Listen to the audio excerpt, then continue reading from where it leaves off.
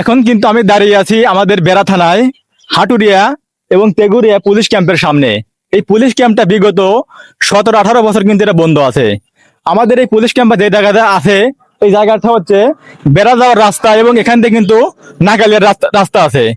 তো এই রাস্তাটা পুলিশ ক্যাম্প ছিল, এখানে কিন্তু ফাঁকা একটা জায়গা, এই জায়গা কিন্তু খুবই একটা ভয়ঙ্কর জায়গা। এখানে যদি গাড়ি ঘোড়া নিয়ে কেউ যায় রাত বেড়াতে বা অনেকজন আছে ব্যবসা বাণিজ্য করে, সেক্ষেত্রে কিন্তু এখানে অনেক টাকা পয়সা নিয়েও যায়।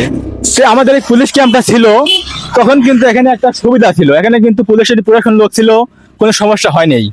যেহেতু এটা একটা ফাঁকা জায়গা, এখানে আমার মতামত এখানে পুনরায় পুলিশ ক্যাম্পটা চালু থাকা দরকার। তো আমার একটাই কথা যে আমাদের এই বেড়ার পৌরসভার মধ্যে এই পুলিশ ক্যাম্পটা আবার পুনরায় চালু করার দাবি জানাচ্ছি। যদি আপনারা এই কাজটা করতে পারেন তাহলে কিন্তু আমাদের যারা ব্যবসা বাণিজ্যের লোক আছে যাতায়াত করে এখান থেকে কিন্তু একটা সুবিধা পাবে। এখানে কিন্তু অনেক ডাকাতি হয়, চুরি হয়। যদি এই পুলিশ ক্যাম্পটা আবার পুনরায় চালু হয় তাহলে কিন্তু আমরা জনগণ এটা একটা ভালো মানের কিন্তু কাজ করে দিতে পারবো। এখান দিয়ে কোনো সমস্যা হবে না, কোনো ডাকাতির ভয় থাকবে না, কোনো চুরির ভয় থাকবে না। তাই আমরা একটাই অনুরোধ, এটা আবার পুনরায় চালু করে দেওয়ার।